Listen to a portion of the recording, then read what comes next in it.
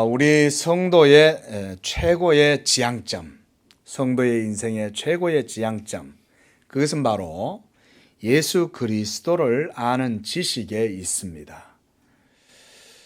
그래서 바울 사도는 그리스도를 아는 지식이 가장 고상하다 이렇게 말했습니다.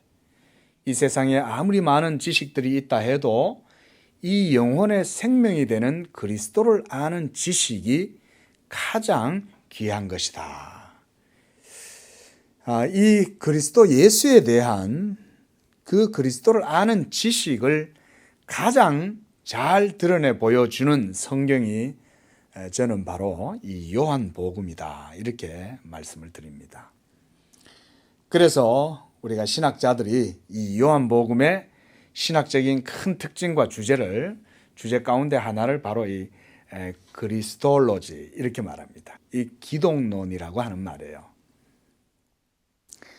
여기서 이 기독론이다 이 말은 우리나라 음력으로 말하는 것이다 그랬죠.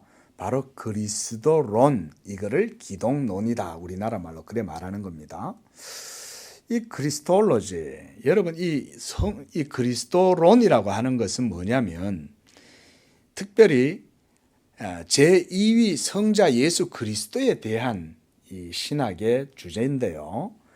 성육신하신 그리스도의 교리와 신학을 그리스도론, 기독론이다 이렇게 말합니다. 물론 예수님이 성육신하기 전에도 하나님의 아들이셨어요. 영원하신 하나님이셨는데 특별히 우리가 기독론을 신학에서 다룰 때는 성육신하신 그것을 바로 우리가 기독론으로 다룹니다. 이 주제가 우리가 보았듯이 요한복음 제일 첫 장에서부터 아주 우리가 보면 압권이죠. 요한복음 1장은 압권입니다, 여러분. 태초에 말씀이 계시니라.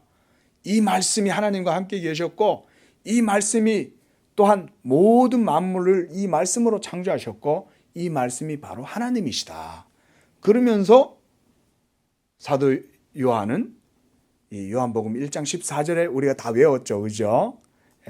말씀이 육신이 되어 우리 가운데 거하심에 우리가 그의 영광을 보니 아버지의 독생자의 영광이요 은혜와 진리가 충만하더라. 여러분, 사도 요한은 성육신하신 예수 그리스도의 영광에 대해서 계속 그때부터 시작해서 지금까지 전해주고 있어요. 이것은요 요한복음 전체에 일관되게 흐르고 있습니다. 그래서 지금 우리가 요한복음 계속 보고 있는데 여러분들이 이 사실을 분명하게 주지를 하시고 요한복음 말씀을 들어야 돼요. 그러니까 성육신하신 그리스도에 대해서 사도 요한이 증거하고 있다는 거예요. 영원한 하나님의 아들이 사람이 되심으로 사람이 되신 그리스도 가운데 그리스도의 그 인격에서 빛나는 하나님의 영광을 우리에게 사도 요한은 보여주는 거예요. 그러다 보니 요한복음뿐만 아니라 사복음서 전체에서 성육신하신 하나님의 아들 예수님의 이 신성의 측면과 동시에 인성의 측면을 함께 볼 수가 있는 거예요. 여러분들이 사복음서 마태, 마가, 누가, 요한 이것을 읽으시다 보면 항상 이 신성과 인성이 늘 함께 있다는 사실을 알 수가 있어요. 어떨 때는 예수님의 신성이 부각되기도 하고 어떤 곳에서는 예수님의 인성이 부각됩니다. 자, 일어나는 풍랑을 향하여 예수님이 바람아 잠잠하라 라고 바다를 향해서 꾸짖으실 때 자연 만물의 질서가 예수님의 말씀에 순종하잖아요. 이것은 예수님의 신성의 측면을 보여주는 것이죠. 동시에 예수님은 또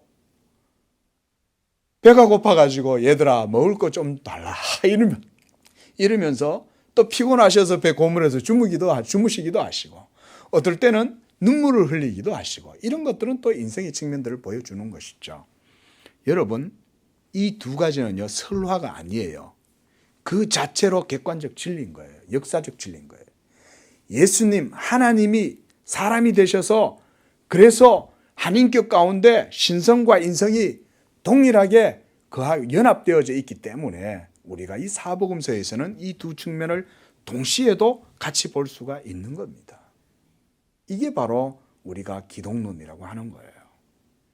그래서 우리가 신앙 고백을 어떻게 합니까? 예수님은 참 하나님이시고 참 사람이시다. 그렇기 때문에 그리스도의 인격 안에서 이 두 성품, 신성과 인성이 드러난다. 우리가 이것이 유명한 교리예요, 여러분. 기독론 교리. 자, 오늘 본문에 예수님께서는요, 우리가 지난주에 봤죠? 지난 설교에서 17절과 18절, 여기에 보면 예수님께서 하나님 아버지, 성부 하나님과 성자 예수 그리스도 자신과 일치시키고 있다는 사실을 알 수가 있어요. 이제 여기서부터 사도 요한은 예수님의 이 말씀들을 통해서 예수님의 자신에 대한 이 기독론적인 이 복음을 우리에게 전해주고 있습니다. 그 17절에서 예수님이 뭐라고 그러셨어요? 한번 보세요. 내 아버지께서 이제까지 일하시니 나도 일한다. 이렇게 말씀하는 거예요. 그렇게 하심으로써 하나님을 자기의 친아버지라고 해서 자기를 하나님과 동등으로 삼으시죠. 이게 바로 하나님 아버지와 아들의 동일성을 예수님이 보여주시는 거예요. 그렇게 해서 먼저 예수님께서는 자신과 아버지와의 존재론적인 일치성, 이 좀 신학적인 표현이죠. 한번 따라 해볼까요? 존재론적 일치성. 이 존재론적인 일치성이 바로 이런 말씀이에요. 아버지와 나는 하나이고 아버지도 일하시니 나도 일하고 아버지는 바로 나의 아버지시다. 이렇게 예수님이 말씀하는 거죠. 그래서 우리가 여러분 이 신학에서도요. 우리가 이 오전 신학에 제가 신학을 말씀을 다 드리지는 않겠고 그래서 예수 그리스도를 하나님 아버지와 우리가 동일 본질이시다. 우리가 신학에 이렇게 고백을 합니다. 그건 뭐냐면 우리가 이 헬라어로 이 교리적인 용어로 호모 우시오스 이렇게 말해요. 호모 우시오스. 동일하다. 하나님과 동일하다. 그래서 예수님은 영광과 권능과 지혜와 능력이 하나님 아버지와 동일하세요. 그래서 우리가 성경에도 보면 이사야 선지자를 보면 예수님의 존재를 그의 기원은 태초에 상고에 영원에 있다 이렇게 얘기하죠. 그죠? 이렇게 여러분 먼저 우리가 지난주 봤던 그 17절 말씀 한번 보십시오. 17절 안에서 우리가 방금 읽었던 내 아버지께서 이제까지 일하시니 나도 일한다. 요 한마디 말씀 안에 하나님에 대한 본질적인 진리와 큰 기독교의 교리가 사실은 들어있어요. 자, 여러분. 예수님이 자신을 하나님 아버지와 일치시키고 있다는 이 사실은 우리에게 뭘 보여주냐면 우리 기독교의 근본, 원천, 본질이 바로 그리고 우리 기독교의 그 생명이 예수 그리스도 자신께 있다는 것을 보여주는 말씀이에요. 참 하나님이 계신데 그 참 하나님께로부터 오신 참 하나님이 예수님이시기 때문에 우리는 이 예수님을 통해서 참 하나님의 진리를 접할 수 있다는 거예요. 그러므로 기독교가 예수 그리스도를 믿는 믿음으로 하나님의 진리에 이르게 되는 것이 바로 이와 같은 하나님의 그리스도의 존재론적 하나님과의 일치성에 있는 거예요. 자, 이 말씀이 사실은 오늘 이 본문에서 주요한 교훈입니다, 여러분. 우리가 그래서 지난 시간에 예수님께서 베데스다 연못 옆에 누워있는 이 38년 된 병자를 고쳐주셨죠. 그런데 예수님이 그냥 고쳐주신 게 아니라 뭐라고 말씀하시냐면 너의 자리를 들고 일어나 걸어가라 이렇게 얘기하는 거예요. 여러분 예수님의 이 한마디는 아주 다분히 의도가 있으신 거예요. 우리가 그것을 봤어요. 그렇죠? 왜 예수님은 그냥 너 병을 고쳤으니까 네 병이 이제 다 나았으니까 이제 너 집에 가 이렇게 말씀하면 될 텐데 너의 자리를 들고 걸어가라 라고 말하셨냐. 자, 이것은 바로 옆에 있는 유대인들에게 예수님께서 교훈을 주시기 위해서 그렇게 한 것이다 그랬습니다. 이 병자가 안식일 날에 자기의 자리를 들고 걸어가는 것은 이 유대인들에게 있어서 비난받을 일이었어요. 왜냐하면 그것은 안식일에 아무 일도 하지 말라고 하신 이 안식일 계명을 범하는 일이기 때문에 그래요. 그러니까 자기 돗자리를 들고 이제 가니까 네가 왜 안식일 날 그 자리를 들고 가냐고 유대인들이 이 병자를 책망을 하니까 이 병자가 뭐라 그랬어요? 아니 나를 낫게 한 그분이 나더러 이거를 들고 걸어가라 그러더라. 그래서 내가 들고 걸어가는 거다 그러는 거죠. 그러니까 유대인들이 그래? 도대체 누가 안식일에 계명을 범하라고 그런 거야? 라고 하면서 도리어 막 추궁을 하죠. 이 사람을. 너 그거 너한테 그 말 한 사람 누구야? 누구야? 이렇게 이제 막 추궁을 한 거예요. 이미 예수님은 자리를 피하신 거죠. 그러고 나서 며칠 있다가 예수님이 다시 성전에 나타나셔서 이 38년 된 병이 나은 이 사람을 찾아와서 이제 말을 하죠. 너의 병이 다시 생기지 않도록 죄를 짓지 말아라. 죄를 짓지 마라. 그러니까 이제 이 사람은 예수님을 이제 알아본 거예요. 아, 바로 이분이구나. 이분이 바로 나를 고쳐주신 분이었어. 라고 하면서 이 사람이 그대로 유대인한테 달려가는 거죠. 유대 지도자들한테. 여러분, 저를 고쳐주신 사람이 바로 저 예수입니다. 예수가 나를 향하여 이것을 들고 일어나 걸어가라고 했습니다. 예? 그분이 바로 나를 고쳤습니다. 라고 하니까 유대인들이 예수님께 달려와가지고 막 예수님한테 힐난을 하는 거죠. 당신 안식일을 범했어. 당신이 그러고도 랍비라고 할 수 있어? 당신이 그러고도 선생이라고 할 수 있어? 당신이 뭔데 하나님의 계명을 어기고 야단이야? 라고 하면서 예수님을 막 책망을 한 거죠. 그때 예수님이 바로 17절의 말씀을 하신 거예요. 17절, 18절 말씀을. 나와 아버지께서 이때까지 일하시니 나도 일하고 내 아버지와 나는 하나이다. 이런 얘기를 하니까 이 사람들이 그때는 더 화가 나서 격분해가지고 예수님을 막 죽이려고까지 했다 그랬습니다. 자, 여러분, 이 사건은 말씀드렸죠. 주님께서 38년 된 이 병자를 통해서 안식일 계명이 의미하는 바를 그 율법의 진정한 본질과 뜻이 무엇인지를 보여주시려고 하는 데 있었다고 그랬습니다. 네. 여러분, 안식일 계명을 제정하시고 모세에게 그것을 부여하신 여호와 하나님은 사실 제1위이신 성부 하나님, 그 여호와 하나님의 뜻을 따라서 제2위이신 여호와께서 이스라엘 백성들에게 이 계명의 율법을 수여하셨던 거예요. 이런 말씀 조금 처음 들어보시죠? 예. 자, 여러분, 그러나요, 이것은 우리 기독교에 있어서 아주 중요한 진리입니다. 여호와는 삼위시고 또한 그 삼위도 다 여호와세요. 성부 여호와, 성자 여호와, 성령 여호와가 바로 삼위일체이신 여호와 하나님이세요. 믿으시기 바랍니다. 그러니까 여러분, 우리가 이 모세에게 하나님께서 율법을 수여하신단 말이에요. 시내산에서.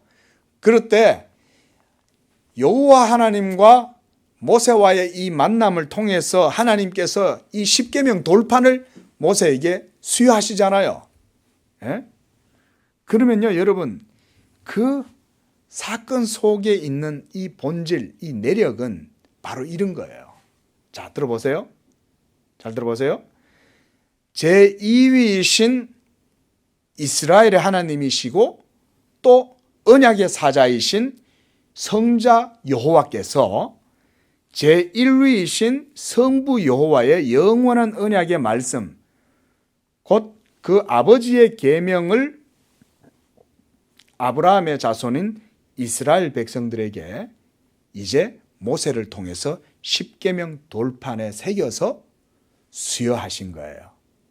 이게 시내산에서 여호와 하나님과 모세가 만난 그 십계명 수여 사건의 내력입니다.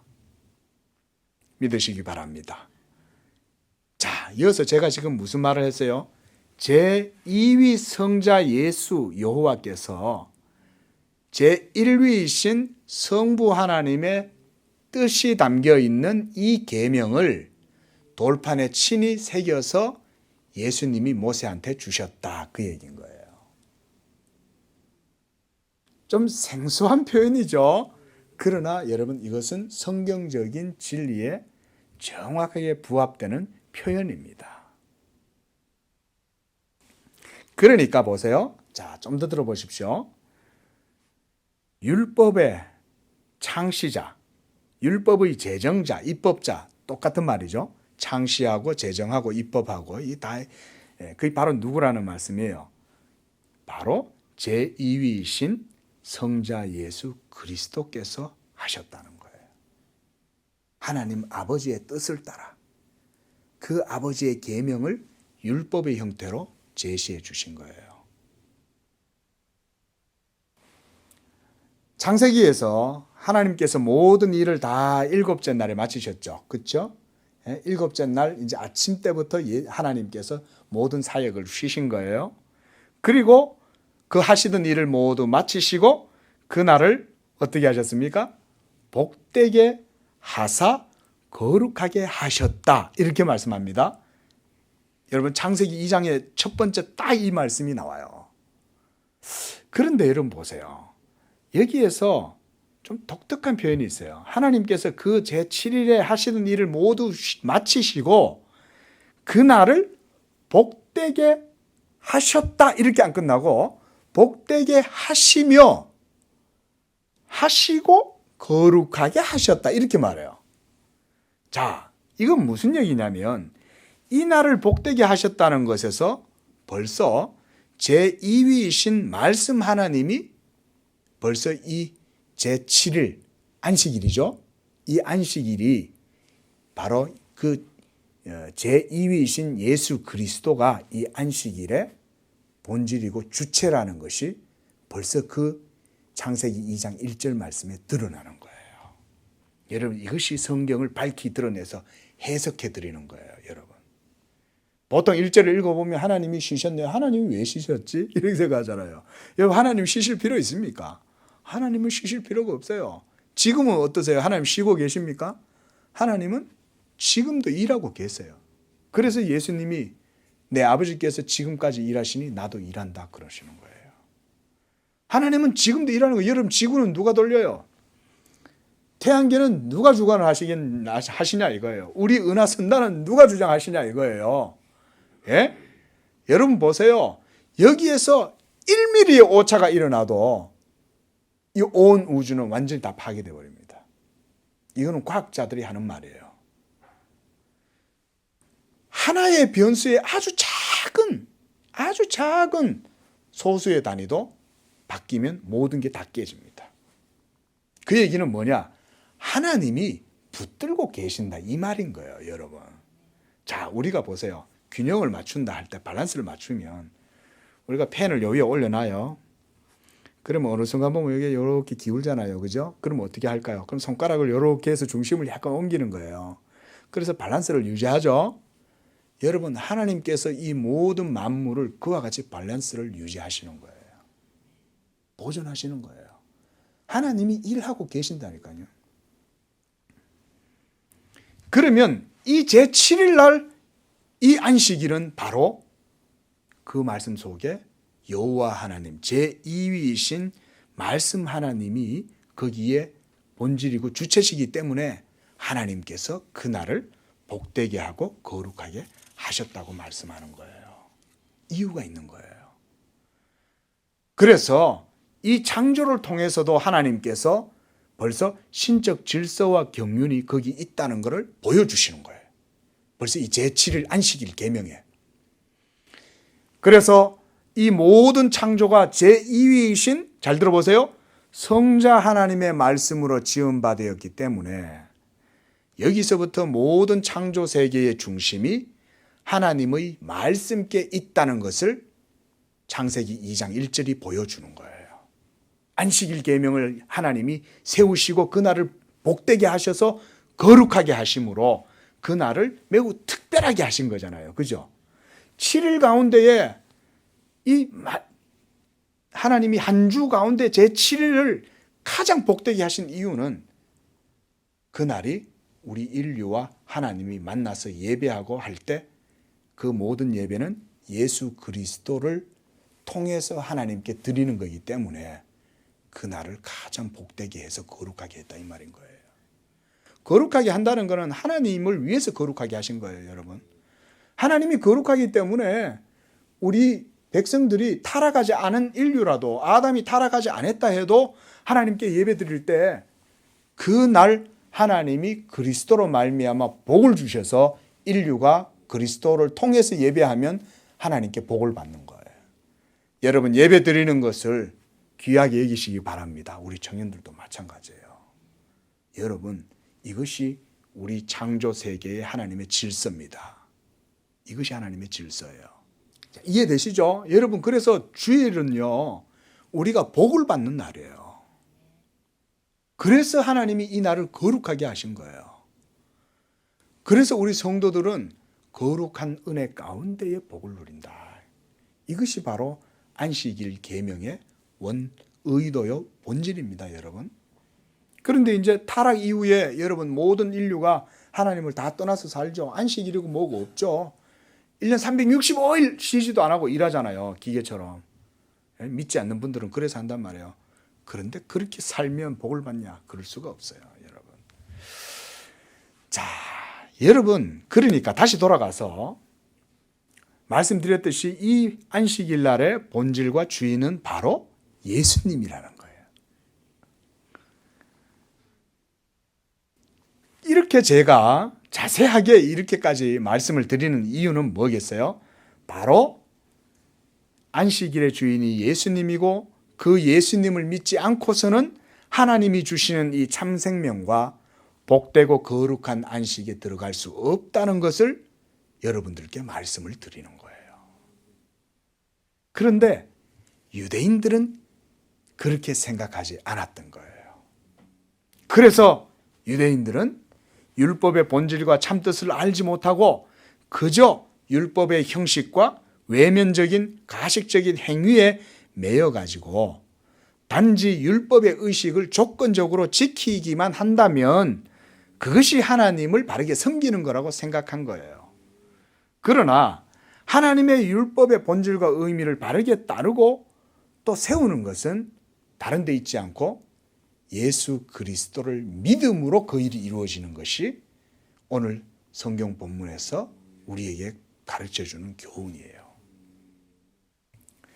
그래서 예수님께서 안식일에 이 38년 된 병자를 고쳐주시고 그에게 자리를 들고 일어나 걸어가라 라고 명하신 것은 바로 예수님이 안식일의 본질이고 주체시기 때문에 그렇게 하시는 거예요. 자, 여러분 안식일 날 우리가 주무시는 분이 계시면 막 그러는 거예요. 예, 안식일인데 왜 그렇게 막 그러냐고 막 우리가 책망을 할 수도 있고 또 한편으로 이럴 수 있죠. 자, 예배를 드리면서 그래 얼마나 힘드셨겠어요. 그리스도 안에서 쉼을 누리십시오 라고 우리가 또 마음으로 이해해 주는 것도 안식일 정신이겠죠. 그렇죠? 예, 그런 겁니다. 자, 그래서 19절에 이제 19절 말씀에 보면 이것을 바르게 알고 이렇게 우리가 이 말씀을 살펴보는 것이 필요한 것입니다. 자, 17절 말씀, 19절 말씀 보십시오. 아들이 아버지께서 하시는 일을 보지 않고서는 아무것도 스스로 할 수 없다. 아버지께서 행하시는 것은 그것을 아들도 그와 같이 행한다 라고 말씀을 해요.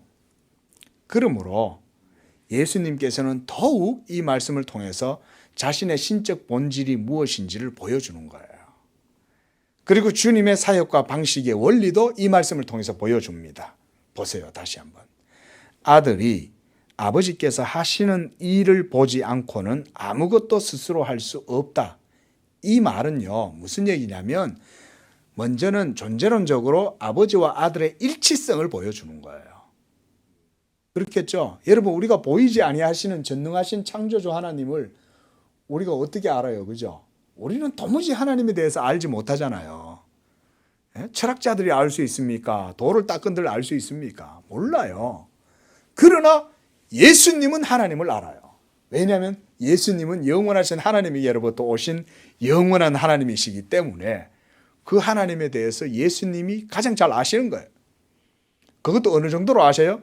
존재론적으로 완벽하게 일치하시는 거죠. 예? 아버지와 아들이. 그러니 아버지께서 일하실 때 일치하시니 예수님도 일하고, 아버지께서 모든 것을 아시는 것처럼 예수님도 모든 것을, 아버지의 모든 걸 다 아시는 겁니다. 그러나 지금 예수님께서 이렇게 아버지가 일하니 나도 일한다 할 때 그 일은 어떤 일입니까? 성육신 하셔서 우리를 구원하시기 위한 그 일을 말하는 거예요. 그러니까 영원 가운데에서 하시는 일이 아니라 성육신 하신 가운데에서 우리를 위해서 하시는 그 일을 지금 본문에서 말씀하고 있는 겁니다. 그래서 아버지께서 행하시는 그것을 아들도 그와 같이 행한다. 이 말은 뭐냐면 1차적으로 38년 된 병자를 고치셨잖아요. 예수님이 고치셨잖아요. 안식일 날에. 그런데 안식일 날에 그 병자를 고쳐주신 것에 이유가 뭐냐면 아버지의 일이기 때문에 고쳤다는 거예요. 안식일 날 이 병자를 고쳐주는 것은 하나님 아버지의 뜻이었어요. 그러니 예수님도 안식일이라도 아버지의 일을 행해서 이 병자를 고쳐주시는 거예요. 이것이 안식일의 본질이죠. 여러분, 안식일은 사람을 살리는 것이요, 사람을 세우는 것이요, 위로하는 것이요, 쉬게 하는 것인 줄로 믿습니다. 그게 안식일이잖아요. 안식이잖아요. 예? 우리가 쉬는 날을 가지는 거잖아요. 그게. 근데 그 쉼은 그냥 뭐 육체적으로 그냥 TV 틀어놓고 팝콘 먹으면서 영화 보면서 그러고 쉬는 쉼을 얘기하는 거 아닙니다. 오해하시면 안 돼요. 육체적인 쉬는 시간도 있지만 그 육체적 쉼만 있는 게 아니라 우리 영혼의 생명이 되는 영적인 쉼이 있어야 된다는 거예요. 이 영적 쉼이 먼저 이루어질 때에야 진정한 쉼이 된다. 그래서 예수님이 지금 그 교훈을 주시는 거예요. 이 영적 쉼을 어떻게 누리냐. 20절 말씀도 봅니다. 아버지께서 아들을 사랑하사 자기가 행하시는 것을 다 아들에게 보여주시고 또 그보다 더 큰 일을 보이사 너희로 놀랍게 여기게 하시리라. 사실 이 말씀 한 절만 갖고도 1시간 설교거리가 됩니다. 사실은. 설교 내용이 이 속에 다 들어있어요. 자, 그러나 제가 짧게 말씀을 드려봅니다. 성육신하신 하나님의 아들 예수 그리스도는 바로 하나님과 동일 본질이시다 그랬습니다. 그런데 보세요. 그가 장차 하나님의 큰 일을 이루어서 위대한 구원의 사역을 통해 믿는 우리 성도들에게 이 모든 것을 보여주신다는 거예요. 자, 우리 이거 한번 봤죠? 지난주에? 지지난주인가요? 그렇죠? 지지난주에 우리가 고린도 전서 말씀을 하면서 제가 말씀드렸습니다. 그죠?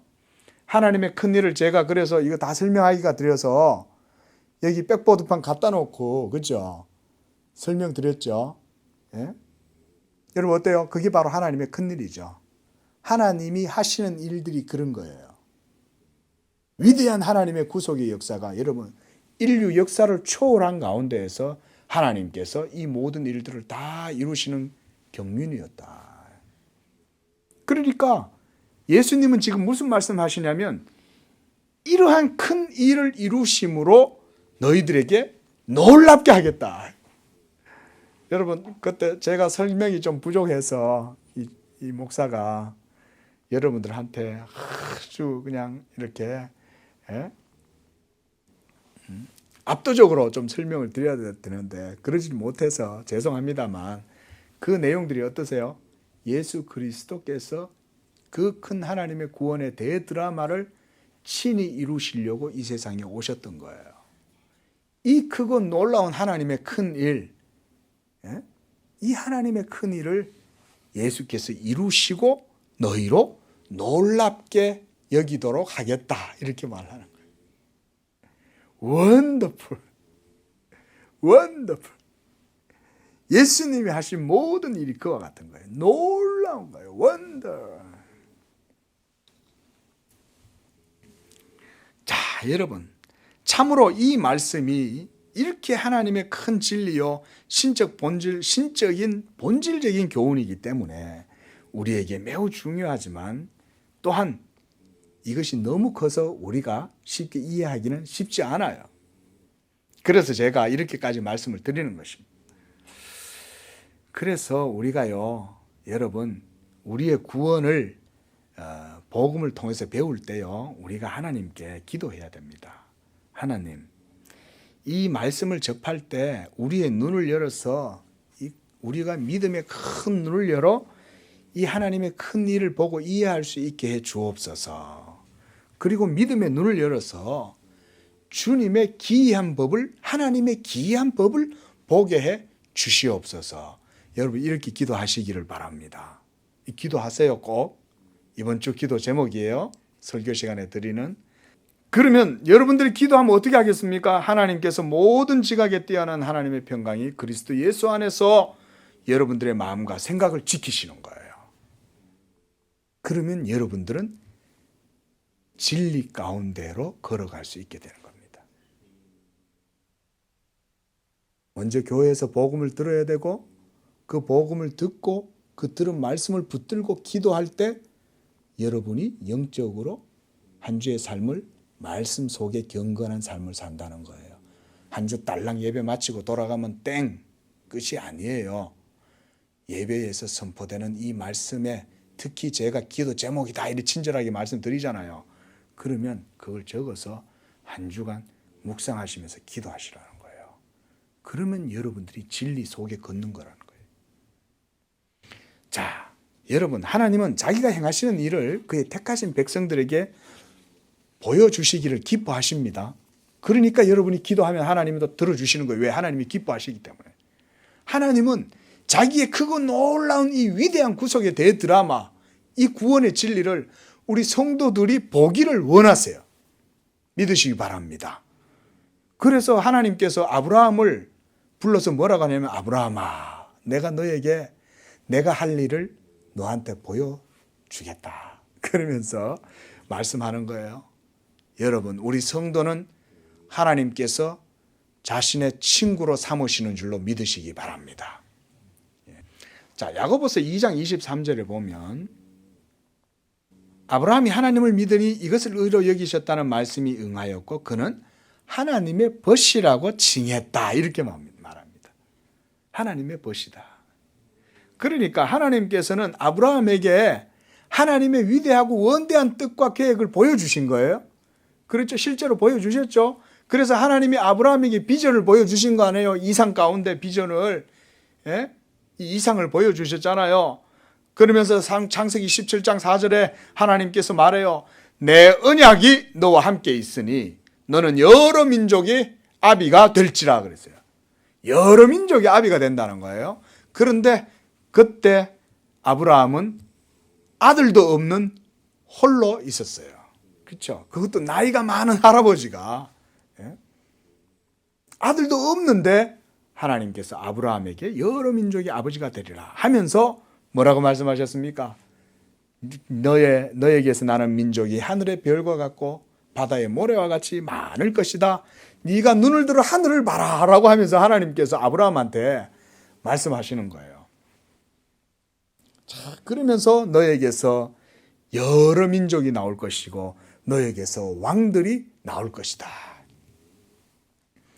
여러분, 이와 같이 하나님께서요, 자기를 사랑하는 백성들에게 자기 언약을 보여주십니다. 언약을. 그래서 내 언약을 아브라함에게 주겠다 이런 거예요.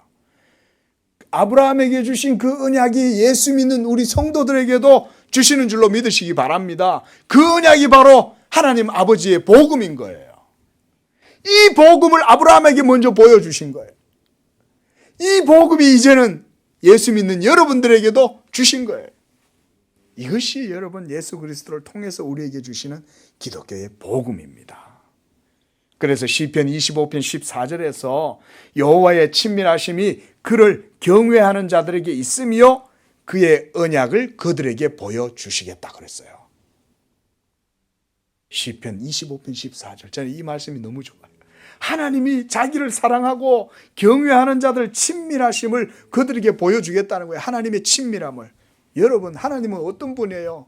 엄히하시고 두렵고 무서운 분 아니에요?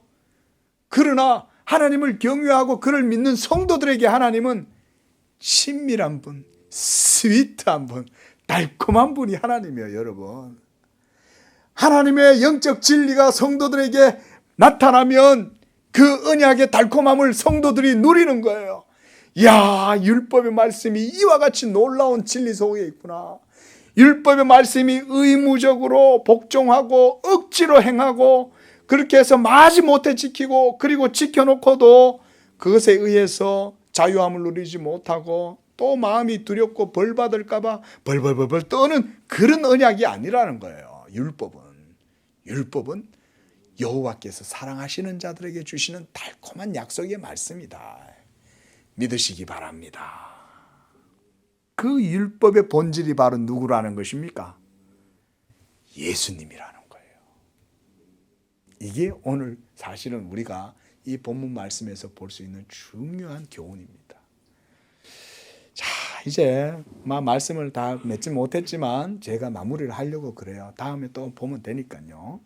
자, 여러분, 이렇게 오늘 20절 말씀에서 주님은요,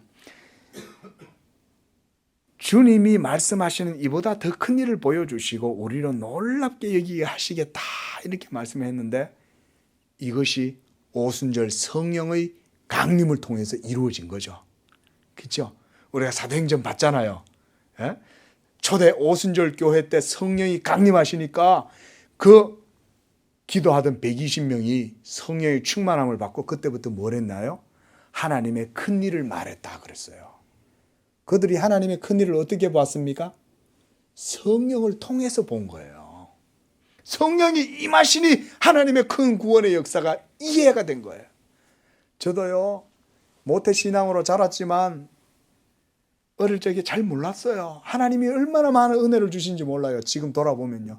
중학교 때도 하나님이 은혜 주셨고 고등학교 때도 하나님께서 얼마나 강력한 은혜를 주신지 몰라요. 그 정선 땅에 가서 김창인 목사님이라고 저 중명교회 예전에 목사님이셨죠. 이분이 설교를 하시는데 불이 임한 거예요. 그래서 저는 아직도 그 장면이 잊혀지지 않아요. 그 고등학교 2학년 여름 방학 때 불이 그 동산에서 막 기도하고 있는 많은 사람들 속에 불이 임해가지고 있는 거예요. 물론 다른 분들에게도 하나님의 은혜를 주셨겠지만 이 부족한 그 학생, 제가 학창시절에 하나님께서 저에게 은혜를 주신 거죠. 여러분, 그때요, 제가요, 저도 알지 못하는 기도로 하나님께 얼마나 기도를 했는지 몰라요.